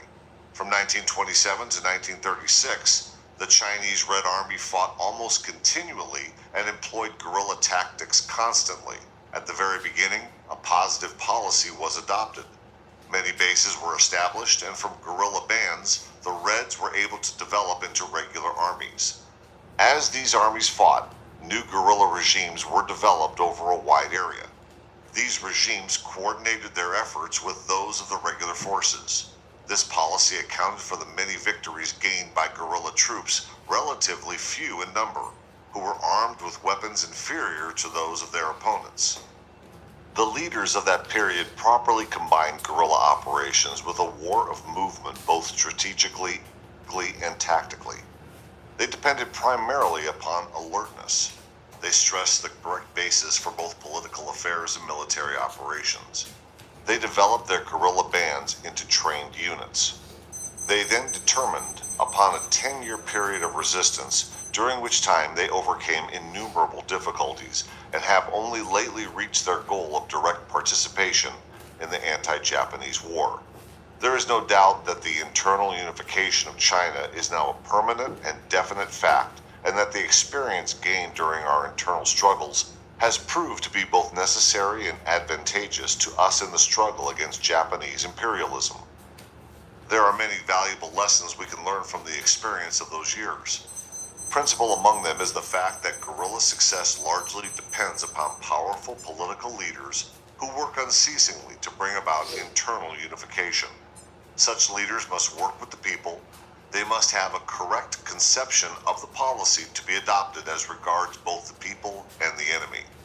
After September 18, 1931, strong anti-Japanese guerrilla campaigns were opened in each of the three northeast provinces. Guerrilla activity persists there in spite of the cruelties and deceits practiced by the Japanese at the expense of the people, and in spite of the fact that her armies have occupied the land and oppressed the people for the last 7 years. The struggle can be divided into two periods.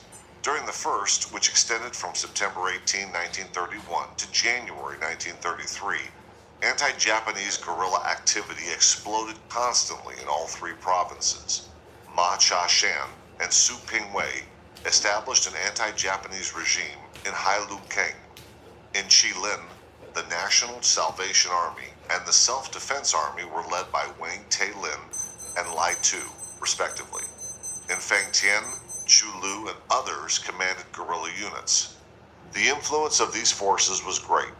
They harassed the Japanese unceasingly, but because there was an indefinite political goal, improper leadership, failure to coordinate military command and operations and to work with the people, and finally failure to delegate proper political functions to the army, the whole organization was feeble and its strength was not unified. As a direct result of these conditions, the campaigns failed and the troops were finally defeated by our enemy. During the second period, which has extended from January 1933 to the present time, the situation has greatly improved. This has come about because great numbers of people who have been oppressed by the enemy have decided to resist him because of the participation of the Chinese warfare, and in the Northeast again become an important and powerful influence. Activities make it necessary for the Japanese to send troops after them month after month. These units hamper the Japanese and undermine their control in the Northeast, while at the same time they inspire a nationalist revolution in Guerrilla. Such activities are not merely of transient and local importance, but directly contribute to our ultimate victory. However, there are still some weak points. For instance, national defense policy has not been sufficiently developed. Participation of the people is not general. Internal political organization is still in its primary stages, and the force used to attack the Japanese and the puppet governments is not yet sufficient. But if present policy is continued tenaciously, all these weaknesses will be overcome.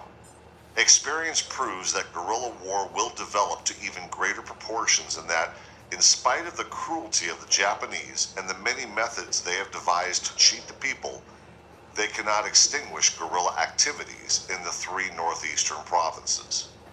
The guerrilla experiences of China and of other countries that have been outlined prove that in a war of revolutionary nature, such hostilities are possible, natural, and necessary. They prove that if the present anti-Japanese war for the emancipation of the masses of the Chinese people is to gain ultimate victory, such hostilities must expand tremendously.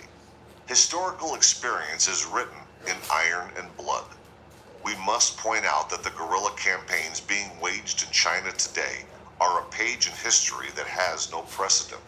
Their influence will not be confined solely to China in her present anti-Japanese war, but will be worldwide. Chapter 4. Can victory be attained by guerrilla operations?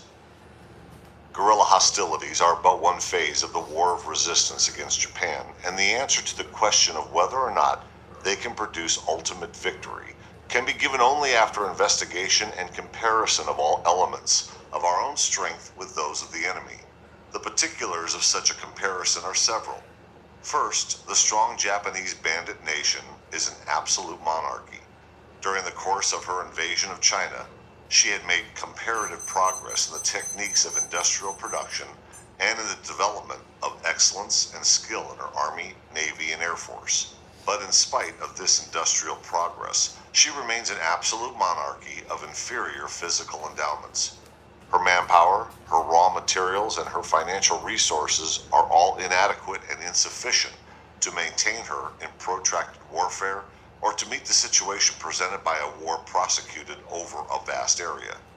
Added to this is the anti-war feeling now manifested by the Japanese people, a feeling that is shared by the junior officers and, more extensively, by the soldiers of the invading army. Furthermore, China is not Japan's only enemy. Japan is unable to employ her entire strength in the attack on China. She cannot, at most, spare more than 1 million men for this purpose, as she must hold any in excess of that number for use against other possible opponents. Because of these important primary considerations, the invading Japanese bandits can hope neither to be victorious in a protracted struggle nor to conquer a vast area. Their strategy must be one of lightning war and speedy decision. If we can hold out for 3 or more years, it will be most difficult for Japan to bear up under the strain. In the war, the Japanese brigands must depend upon lines of communication linking the principal cities as routes for the transport of war materials. The most important considerations for her are that her rear be stable and peaceful, and that her lines of communication be intact. It is not to her advantage to wage war over a vast area with disrupted lines of communication. She cannot disperse her strength and fight in a number of places, and her greatest fears are thus eruptions in her rear and disruption of her lines of communication. If she can maintain communications, she will be able at will to concentrate powerful forces speedily at strategic points to engage our organized units in decisive battle.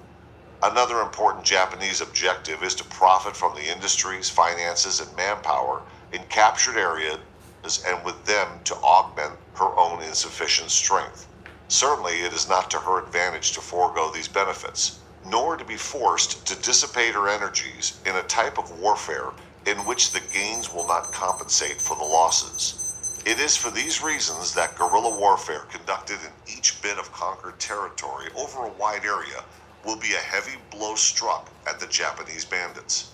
Experience in the 5 northern provinces, as well as in Kiangsu, Cheking, and Anhui, has absolutely established the truth of this assertion. China is a country half colonial and half feudal. It is a country that is politically, militarily, and economically backward. This is an inescapable conclusion. It is a vast country with great resources and tremendous population.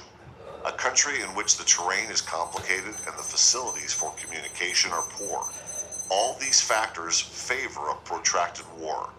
They all favor the application of mobile warfare and guerrilla operations.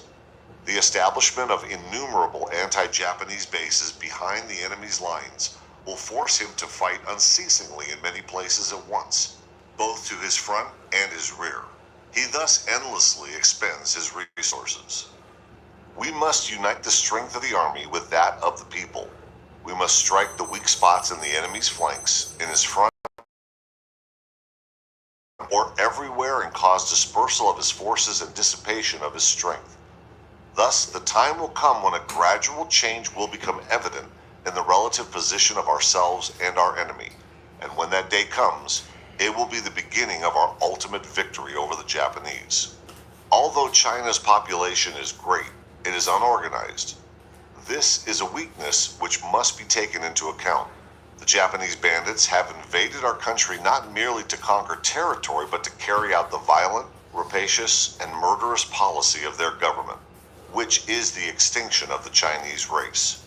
For this compelling reason, we must unite the nation without regard to parties or classes and follow our policy of resistance to the end.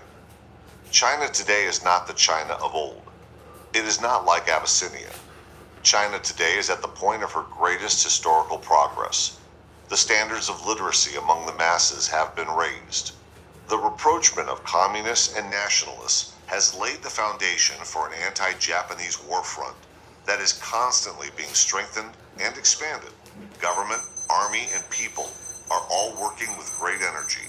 The raw material resources and the economic strength of the nation are waiting to be used.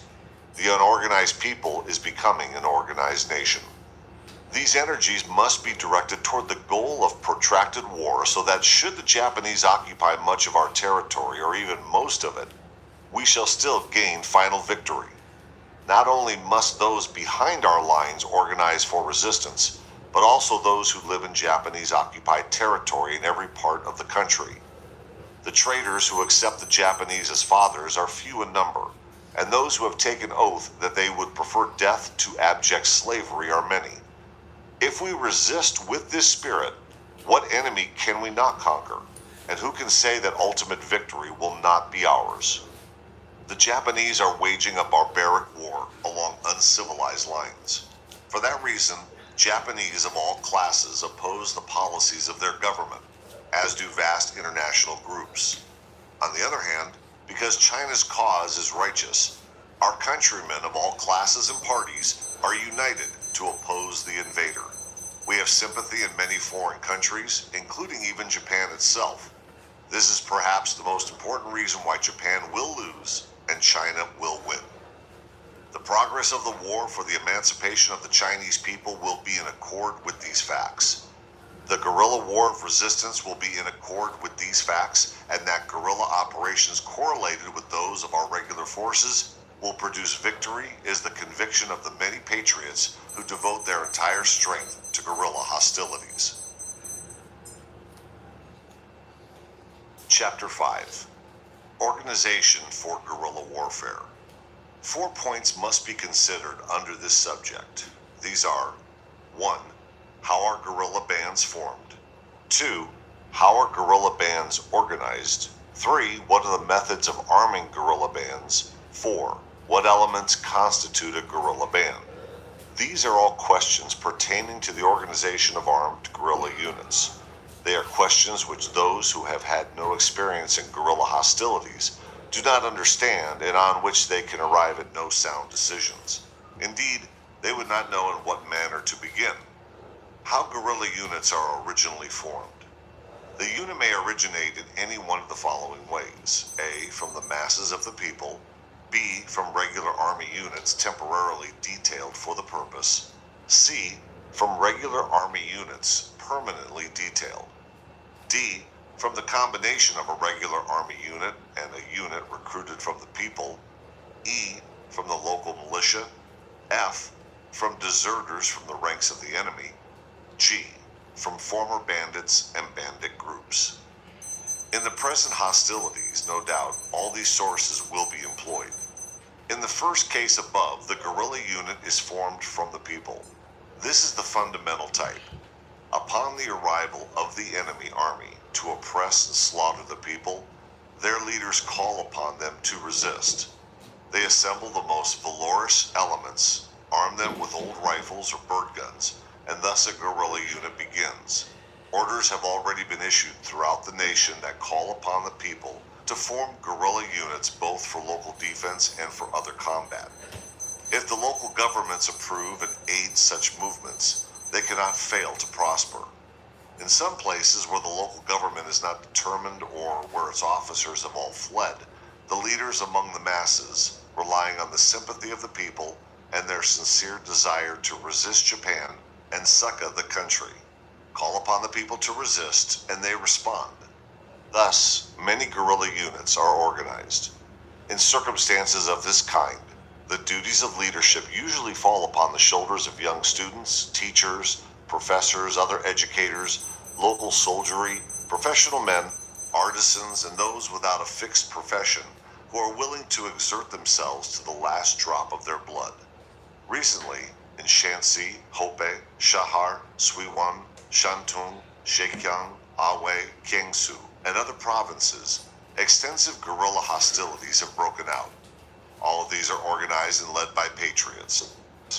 The amount of such activity is the best proof of the foregoing statement. The more such bands there are, the better will the situation be. Each district, each county, should be able to organize a great number of guerrilla squads, which, when assembled, form a guerrilla company. There are those who say, I am a farmer, or I am a student. I can discuss literature but not military arts. This is incorrect. There is no profound difference between the farmer and the soldier. You must have courage. You simply leave your farms and become soldiers. That you are farmers is of no difference. And if you have education, that is so much the better. When you take your arms in hand, you become soldiers. When you are organized, you become military units. Guerrilla hostilities are the university of war. And after you have fought several times valiantly and aggressively, you may become a leader of troops, and there will be many well-known regular soldiers who will not be your peers. Without question, the fountainhead of guerrilla warfare is in the masses of the people, who organize guerrilla units directly from themselves. The second type of guerrilla unit is that which is organized from small units of the regular forces temporarily detached for the purpose. For example, since hostilities commenced, many groups have been temporarily detached from armies, divisions, and brigades and have been assigned guerrilla duties. A regiment of the regular army may, if circumstances warrant, be dispersed into groups for the purpose of carrying on guerrilla operations. As an example of this, there is the 8th Route Army in North China. Excluding the periods when it carries on mobile operations as an army, it is divided into its elements, and these carry on guerrilla hostilities. This type of guerrilla unit is essential for two reasons. First, in mobile warfare situations, the coordination of guerrilla activities with regular operations is necessary. Second, until guerrilla hostilities can be developed on a grand scale, there is no one to carry out guerrilla missions but regulars. Historical experience shows us that regular army units are not able to undergo the hardships of guerrilla campaigning over long periods. The leaders of regular units engaged in guerrilla operations must be extremely adaptable. They must study the methods of guerrilla war. They must understand that initiative, discipline, and the employment of stratagems are all of the utmost importance. As the guerrilla status of regular units is but temporary, their leaders must lend all possible support to the organization of guerrilla units from among the people. These units must be so disciplined that they hold together after the departure of the regulars.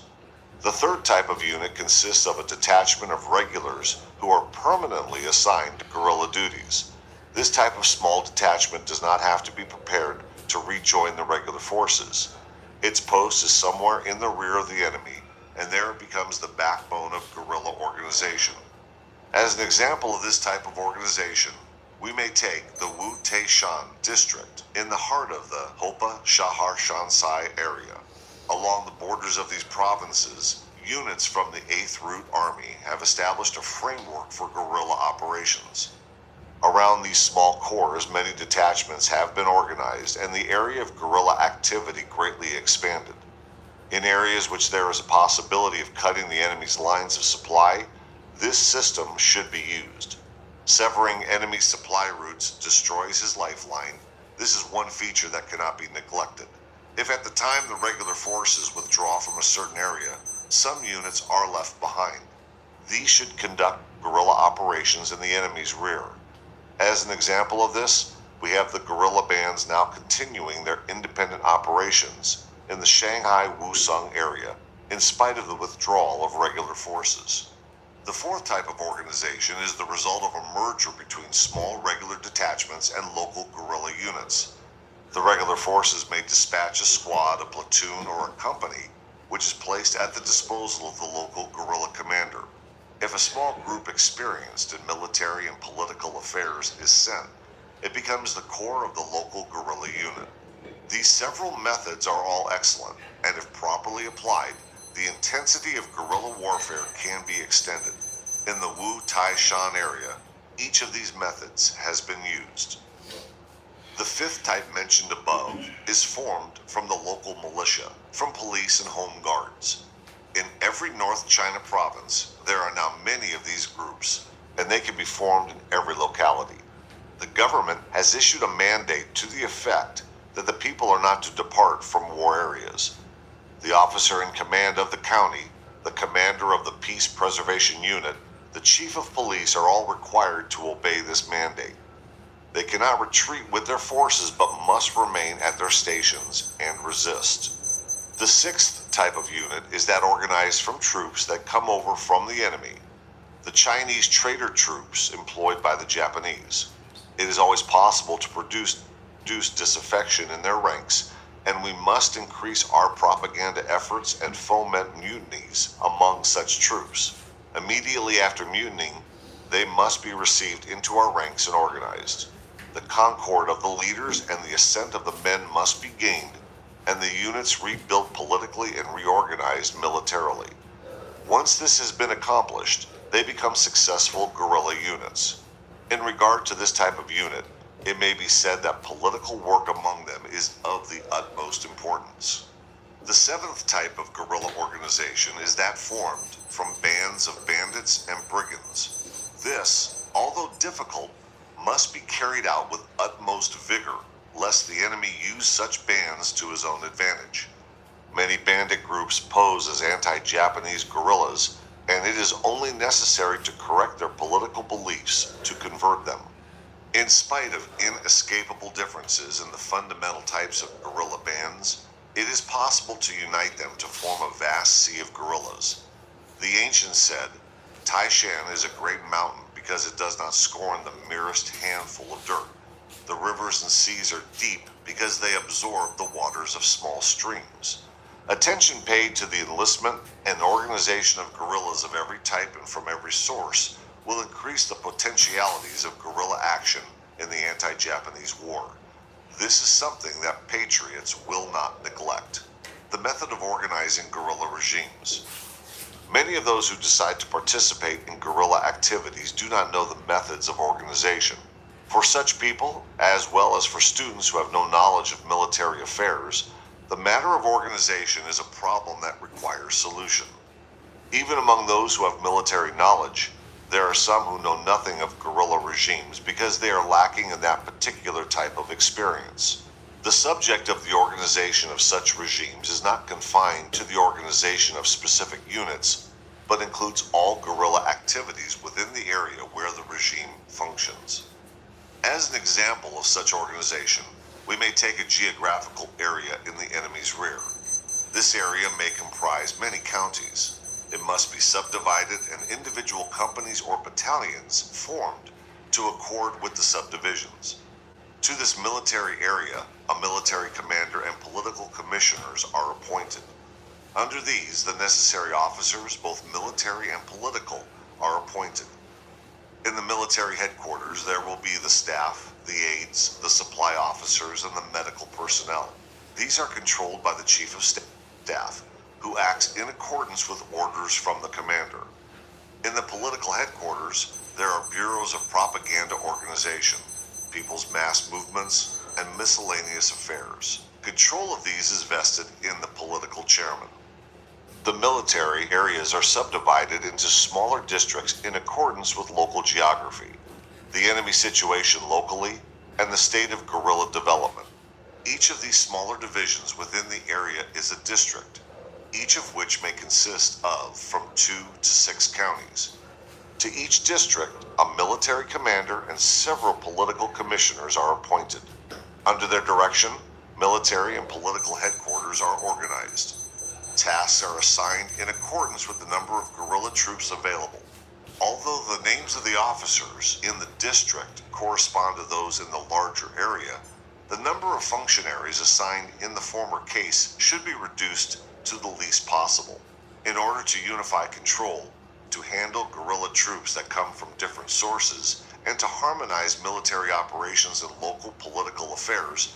A committee of from 7 to 9 members should be organized in each area and district. This committee, the members of which are selected by the troops and the local political officers, should function as a forum for the discussion of both military and political matters. All the people in an area should arm themselves and be organized into 2 groups. One of these groups is a combat group, the other a self-defense unit with but limited military quality.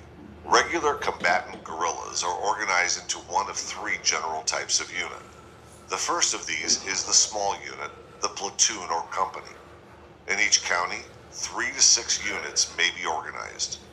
The second type is the battalion of from 2 to 4 companies. One such unit should be organized in each county. While the unit fundamentally belongs to the county in which it was organized, it may operate in other counties. while in areas other than its own, it must operate in conjunction with local units in order to take advantage of their manpower, their knowledge of local terrain and local customs, and their information of the enemy. The third type is the guerrilla regiment, which consists of from 2 to 4 of the above-mentioned battalion units. If sufficient manpower is available, a guerrilla brigade of from 2 to 4 regiments may be formed. Each of the units has its own peculiarities of organization. A squad, the smallest unit, has a strength of from 9 to 11 men, including the leader and the assistant leader. Its arms may be from 2 to 5 Western-style rifles, with the remaining men armed with rifles of local manufacture, bird guns, spears, or big swords. 2 to 4 such squads form a platoon. This, too, has a leader and an assistant leader, and when acting independently, it is assigned a political officer to carry on political propaganda work. The platoon may have about 10 rifles, with the remainder of its weapons being bird guns, lances, and big swords. 2 to 4 of such units form a company, which, like the platoon, has a leader, an assistant leader, and a political officer. All these units are under the direct supervision of the military commanders of the areas in which they operate. The battalion unit must be more thoroughly organized and better equipped than the smaller units. Its discipline and its personnel should be superior. If a battalion is formed from company units, it should not deprive subordinate units entirely of their manpower and their arms. If in a small area there is a peace preservation corps, a branch of the militia, or police, regular guerrilla units should not be dispersed over it. The guerrilla unit next in size to the battalion is the regiment. This must be under more severe discipline than the battalion. In an independent guerrilla regiment, there may be 10 men per squad, 3 squads per platoon, 3 platoons per company, 3 companies per battalion, and 3 battalions to the regiment. 2 of such regiments form a brigade. Each of these units has a commander, a vice commander, and a political officer. In North China, guerrilla cavalry units should be established. There may be regiments of from 2 to 4 companies or battalions. All these units from the lowest to the highest are combatant guerrilla units and receive their supplies from the central government. Details of their organization are shown in the tables.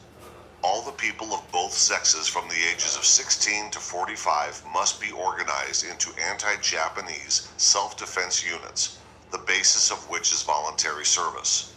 As a first step, they must procure arms, then they must be given both military and political training. Their responsibilities are local sentry duties, securing information of the enemy, arresting traitors, and preventing the dissemination of enemy propaganda. When the enemy launches a guerrilla suppression drive, these units, armed with what weapons there are assigned to certain areas to deceive, hinder, and harass him. Thus, the self-defense units assist the combatant guerrillas. They have other functions. They furnish stretcher bearers to transport the wounded, carriers to take food to the troops, and comfort missions to provide the troops with tea and rice.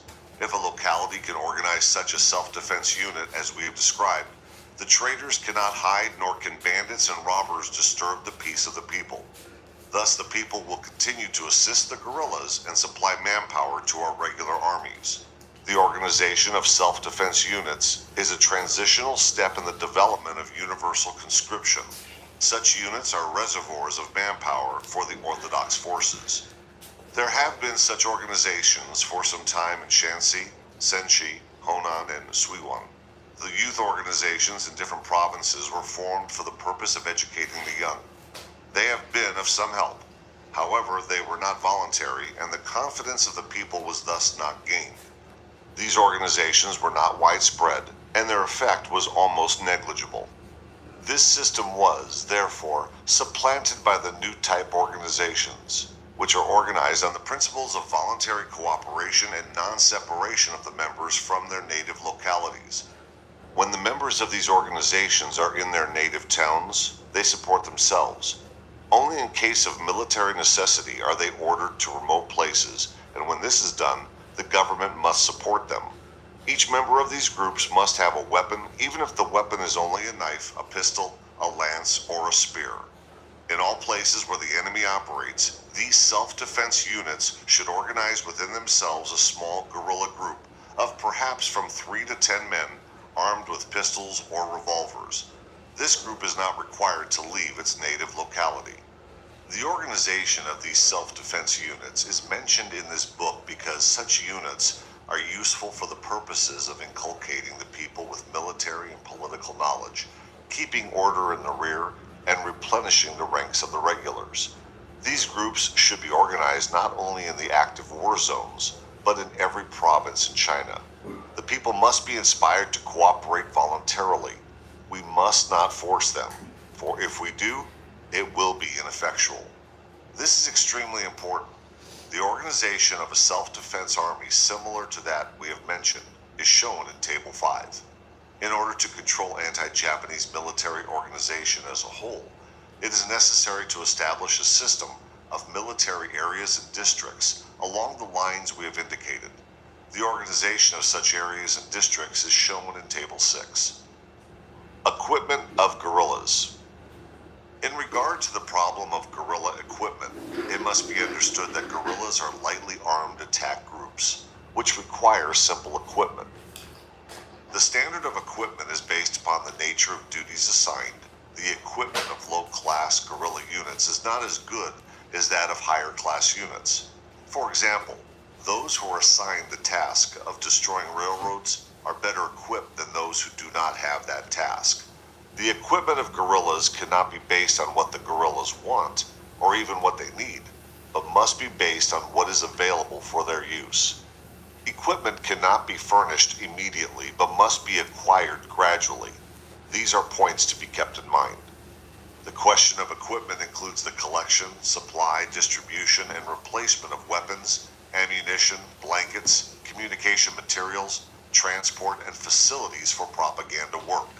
The supply of weapons and ammunition is most difficult, particularly at the time the unit is established, but this problem can always be solved eventually. Guerrilla bands that originate in the people are furnished with revolvers, pistols, bird guns, spears, big swords, and landmines and mortars of local manufacture. Other elementary weapons are added, and as many new type rifles as are available are distributed.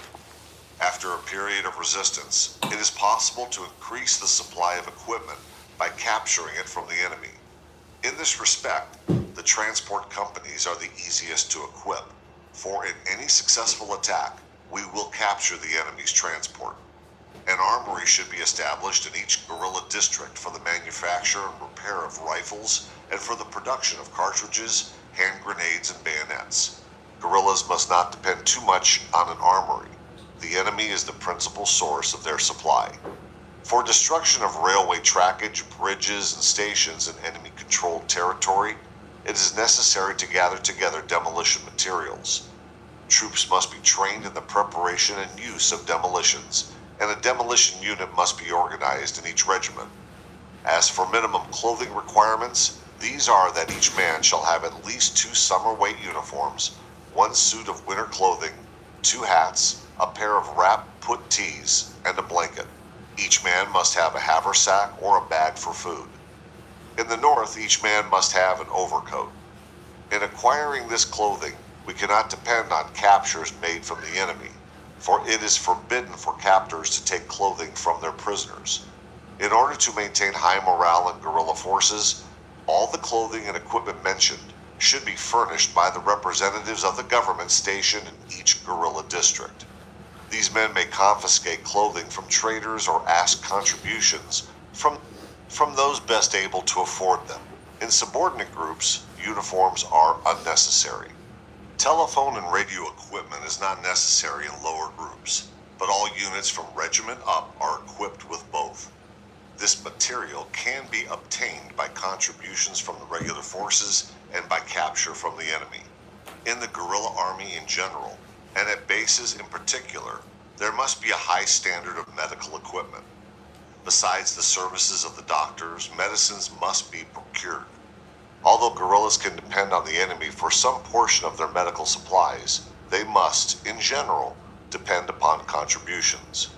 If Western medicines are not available, Local medicines must be made to suffice. The problem of transport is more vital in North China than in the South, for in the South all that are necessary are mules and horses. Small guerrilla units need no animals, but regiments and brigades will find them necessary. Commanders and staffs of units from companies up should be furnished a riding animal each. At times, two officers will have to share a horse. Officers whose duties are of minor nature do not have to be mounted. Propaganda materials are very important.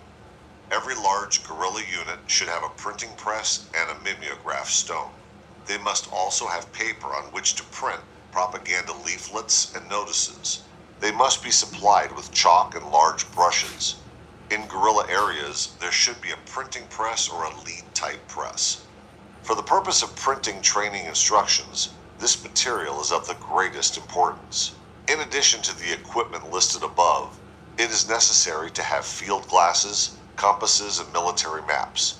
An accomplished guerrilla group will acquire these things. Because of the proved importance of guerrilla hostilities in the anti-Japanese war, the headquarters of the nationalist government and the commanding officers of the various war zones should do their best to supply the guerrillas with what they actually need and are unable to get for themselves. However, it must be repeated that guerrilla equipment will in the main depend on the efforts of the guerrillas themselves. If they depend on higher officers too much, the psychological effect will be to weaken the guerrilla spirit of resistance. Elements of the guerrilla army. The term element, as used in the title to this section, refers to the personnel, both officers and men, of the guerrilla army. Since each guerrilla group fights in a protracted war, its officers must be brave and positive men whose entire loyalty is dedicated to the cause of emancipation of the people. An officer should have the following qualities: great powers of endurance, so that in spite of any hardship, he sets an example to his men and is a model for them. He must be able to mix easily with the people. His spirit and that of the men must be one in strengthening the policy of resistance to the Japanese. If he wishes to gain victories, he must study tactics. A guerrilla group with officers